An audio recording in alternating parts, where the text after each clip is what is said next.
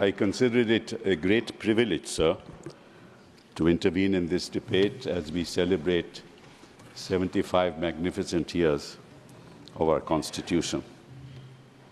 And while I respect the views of all the members, distinguished members on both sides, I think the time has come for us to start asking ourselves the question, which is fundamental to the future of India. And the question is the following: has the Constitution failed us, or have we failed the Constitution? Because this Constitution is a wonderful document. And while we all sit here, we are like stars in the political firmament. But if you look at the sky today, it's polluted. You can't even see the stars. And I'm worried about the pollution that has entered into our political framework. And it is because of our failing. I don't want to blame A or B for that, but we collectively have failed because we've not been able to really generate the kind of confidence within the people of this country to salute those of our forefathers who dreamt for India and for whom we are here today to realize their dreams. So I'll just take a few minutes and I'll just indicate what the points are because I have only 10 minutes. So what did the Constitution framers say on the 26th of November 1950 when we, the people of India, gave to ourselves this Constitution? They said that in this country, we must secure for all our citizens justice, social, economic, and political. Ask yourself the question, sir, have we been able to deliver social justice in this country? Have we been able to deliver economic justice in this country? Have we been able to deliver political justice in this country? Look at the disparities between the rich and poor in this country. 1% of the people of this country actually have more than 20% of the national income, of the entire national income. 1% of the people of this country own 50 or 40 to 50% of the wealth of this country. That's where we are. Have we failed the Constitution? We have. We've not been able to. You may say whatever you want to say about your governments, and they will say whatever they want to say when they were in power. The question is not that. Collectively, have we discharged the responsibilities that the forefathers, in fact, desired that we should do? And I just give all of you just one sentence from Baba Sahib Ambedkar, who we talk about all the time. On November 4th, this is what he said, and I quote, "It is perfectly possible to pervert the Constitution without changing its form, by merely changing the form of the administration and to make it inconsistent, opposed to the spirit of the Constitution." You can talk all about this Constitution. The question is, how have you worked it? What have you delivered on the ground? You talk about political justice. What kind of political justice is there in this country when elected governments are thrown out through processes of money, power, and defection? What's the political justice that your elected governments, any example in the history of the world where elected governments have been thrown out in this fashion? And judgments after judgments of court saying it shouldn't have been done. Where 356, whether it was that side or that side, used 356 for the purposes of changing governments. Has that ever happened anywhere in the world? Has anybody spoken when poor Dalits are lynched in daylight, when their videos are shown in the social media? Do the powers that be say anything? They are silent. When civil war is going on in one part of the country, has anybody spoken for them, for the women there? And then we talk about social, economic, and political justice. We talk about liberty, liberty of faith, liberty of worship, liberty of thought, liberty of belief. Where is that liberty? I can say, in fact, there is no liberty in Parliament. I tell you why. Because you are bound by your whip. What is this whip? This whip controls our conscience. If I belong to a political party, can I ever speak against it? I cannot.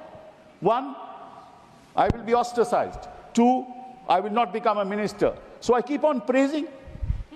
whether this side or that side, because that's the way our constitutional democracy functions. Is there anywhere in the world when there is a whip in Parliament? Except for two exceptions: when the government is going to fall, when there's a no confidence motion, and when the budget is going to be passed. It's only on those two exceptions that there is a whip in political democracies. But have you heard of any democracy which says that you are bound by the whip of the party, which means you have no conscience? I have the right to speak in Parliament, no? I have to say, I would have right to say what I think about a particular bill, but we're not entitled to speak. Is this how we are working our Constitution? What liberty are we talking about when young students are in jail for 4.5 years and there is no choice of bail? When young girls are incarcerated for 3 years, 4 years, for what? For protesting. Is that the liberty that our forefathers gave us? What are we talking about? Liberty of thought, of worship. If there is an interfaith marriage, you bring laws to say that no, there will be an inquiry. I mean, what kind of laws are we bringing in? What kind of laws like the UAPA? What kind of law? You can have any law in this country, it can be misused. And what about your investigating agencies? Remember, no democracy can survive without institutions. No democracy can survive without institutions. And what institutions do we have? We have only a few institutions. You have the institution of Parliament, and I told you how it functions. Right? You have the institution of a governor, the link between the state and the center. You know what the governors do in this country. They have become more political adversaries to the government in power. That's what the governors are doing in this country. You have the institution of the Election Commission. We know what the Election Commission does in this country.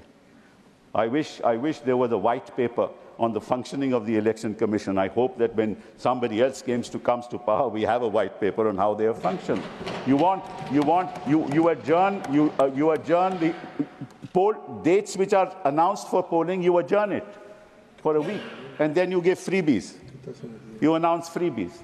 I mean, you talk about EVM, sir. I'm not saying anything for or against EVM. The fact of the matter is, forget the EVM. What does the Election Commission do when they know that after 6 o'clock, the voting has increased by 8%, by 9%? The Election Commission has never explained it to the people of this country. Previously, election commissioners used to give a press briefing at 5 o'clock saying how many votes have been polled, what is the percentage of votes polled, why votes are yet to be counted, because they are coming from remote areas, there is a flood somewhere. Post ballots have not been counted. Those reasons were given. The Election Commission is not open with people in this country anymore. So what are you doing to institutions in our country? I'm not blaming you or them. I'm saying think about it. It is the survival of our future. Unless the institutions survive, you won't survive. We won't survive. This democracy won't survive.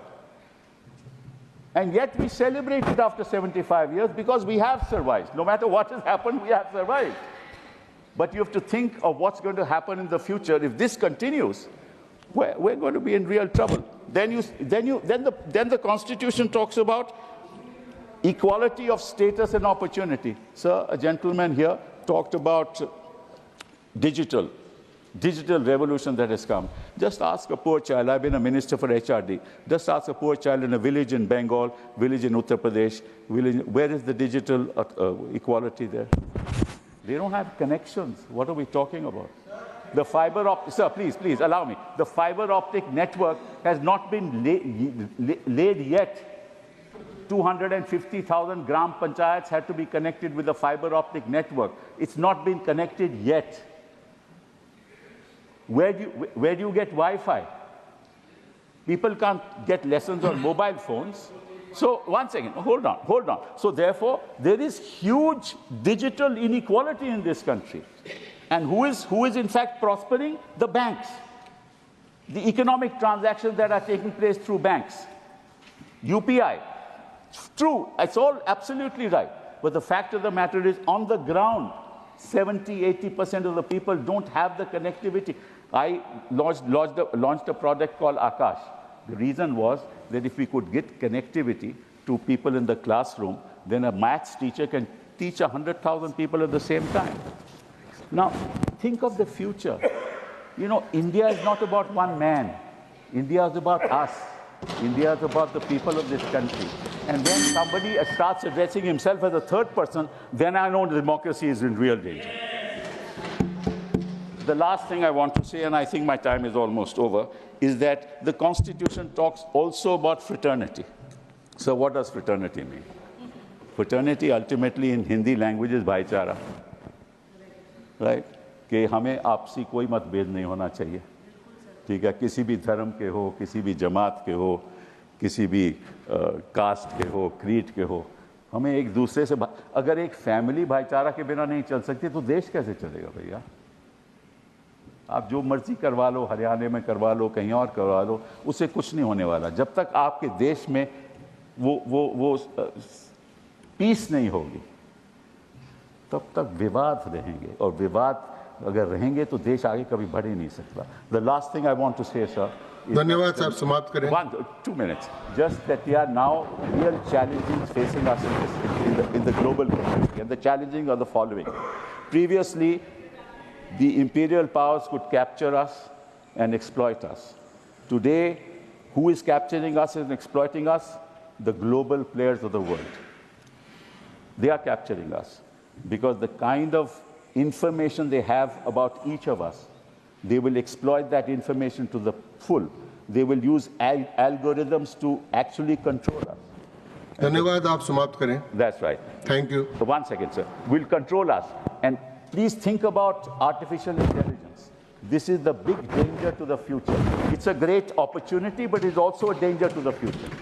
Now, your government, forget about what you say here कि 370 में क्या हो गया, हमने ये कर दिया, हमने मुसलमानों के लिए कर दिया, दलित, बहुत कुछ किया आपने, बट फ्यूचर जनरेशन के लिए कुछ ध्यान तो दीजिए कि आगे क्या होने वाला है, क्या हमारे समाप्त हुआ, भाषण समाप्त हुआ आपका, कृपया बैठ जाइए। उसके बाद कीजिए, प्लीज, और प्लीज समाप्त करें, और समाप्त करें, समाप्त। अपनी जो अपनी उपलब्धियां है ना, उससे कोई कुछ नहीं होने वाला, वो that is the matter of the past. Please think of the future. Thank you very much, sir.